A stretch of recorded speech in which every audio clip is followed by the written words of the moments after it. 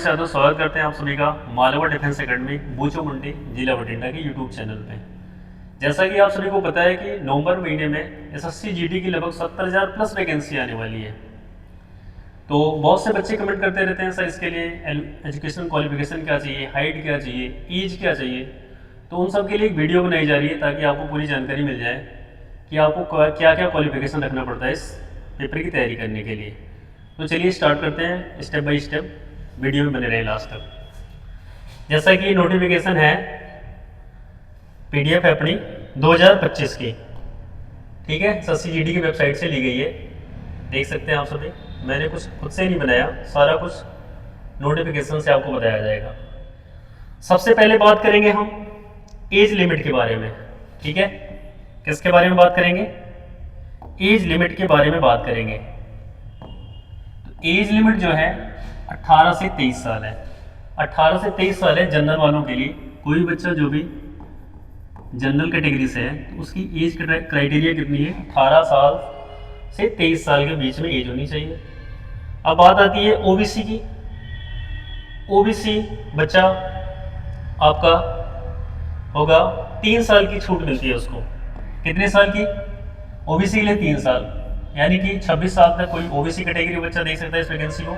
और SC ST के लिए आपको मिलेगा 5 साल का एज रिलैक्सेशन, मतलब कि 18 से 28 साल के बीच में है तो आप इस फॉर्म को भर सकते हैं। तो एज हो गया क्लियर।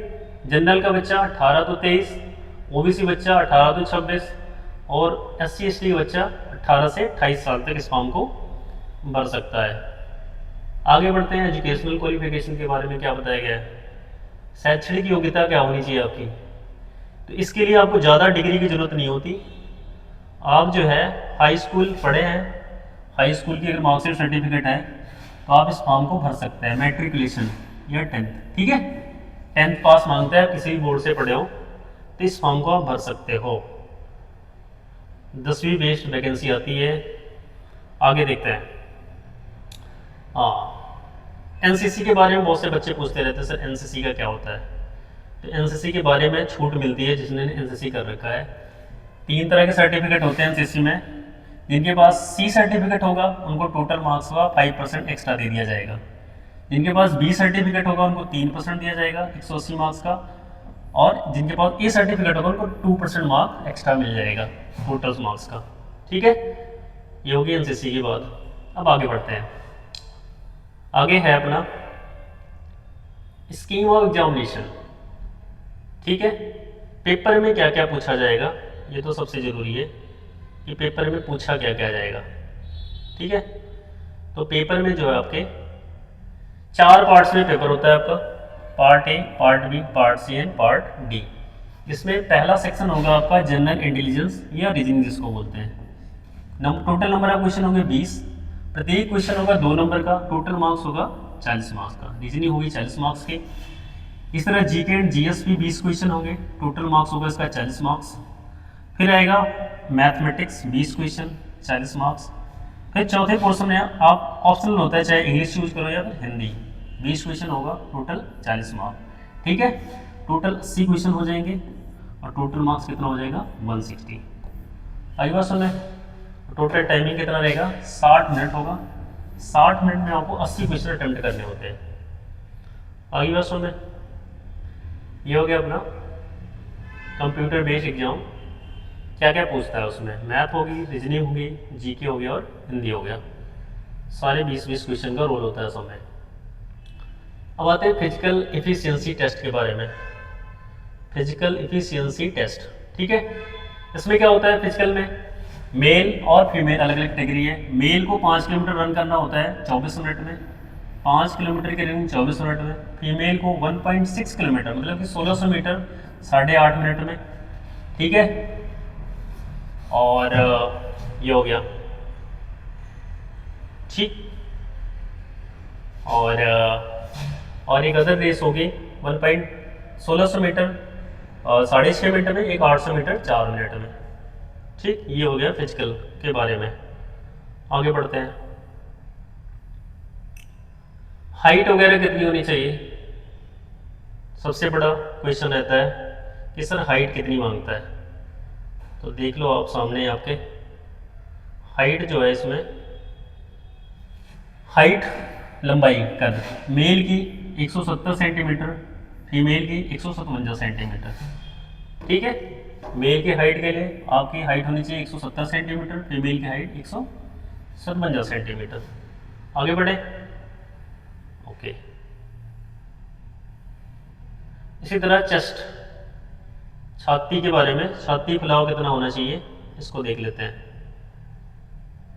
चेस्ट जो है नॉर्मल जो है 80 सेंटीमीटर होना चाहिए, चेस्ट जो है मेल का ही नापा जाएगा।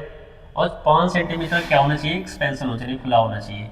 मतलब कि 80 टू 85 सेंटीमीटर क्या होना चाहिए, चेस्ट होना चाहिए। नॉर्मल होना चाहिए 80 और 5 सेंटीमीटर फुलाने में बढ़ना चाहिए आपका चेस्ट।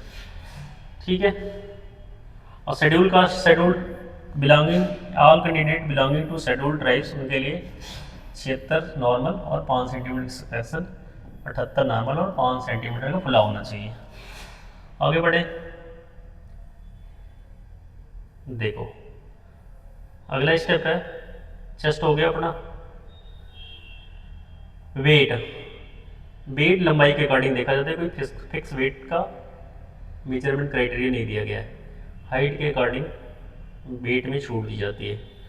अगला पॉइंट आता है पोस्ट प्रेफरेंस के बारे में, कौन कौन सी पोस्ट आती हैं और आपको चॉइस कर सकते हैं उसमें। बीएसएफ की पोस्ट होती है, सीएसएफ की पोस्ट होती है, सीआरपीएफ की पोस्ट होती है, एसएसबी की पोस्ट होती है, आईटीबीपी की पोस्ट होती है, असम राइफल, एसएसएफ और एनसीबी। आप इसको अपने अकॉर्डिंग, चॉइस के अकॉर्डिंग आप पोस्ट प्रेफरेंस दे सकते हैं। जो प्रेफरेंस पहले करेंगे वो आपको पोस्ट मिल जाएगी अगर आपका मार्क्स ठीक ठाक है पेपर में तो ठीक है, इतनी जानकारी थी। उम्मीद करते हैं कि आपको वीडियो अच्छी लगी होगी। अगर वीडियो में बताई गई जानकारी आपको पसंद आई है तो वीडियो को ज़्यादा से ज़्यादा शेयर करें और कमेंट करें अपने रिव्यू। अगर कोई बात छूट गई होगी उसको नेक्स्ट वीडियो में बता दिया जाएगा। तो अगर आप बीएसएससी जीडी के बैच से जुड़ना चाहते हैं तो एक नया बैच 1 नवंबर को स्टार्ट हो रहा है मारवाड़ डिफेंस अकेडमी में। आप पढ़ना चाहते हैं तो जल्दी से जल्दी अकेडमी पहुँचे, क्योंकि हमें 3 महीने का टाइम बचेगा। नवंबर में फॉर्म आ जाएगा, नवंबर, दिसंबर, जनवरी और फरवरी में पेपर हो जाएगा। तो अब बच्चा जो लेट करेगा वो सिलेक्शन से दूर हो जाएगा। अगर अब तैयारी करनी है आपको तो अभी से लग जाना चाहिए नवंबर मंथ से। उसके लिए हम लोग कमर कस के जुट पड़े हैं। 7 से 8 घंटा स्टडी करवाएंगे प्रॉपर, और मॉक टेस्ट करवाएंगे, रिवीजन प्रैक्टिस चलेगा। तो अगर जानकारी अच्छी लगी हो तो ज़्यादा से ज़्यादा वीडियो को शेयर करें। मिलते हैं नेक्स्ट वीडियो में, तब तक के लिए सत श्री अकाल, जय हिंद, जय भारत।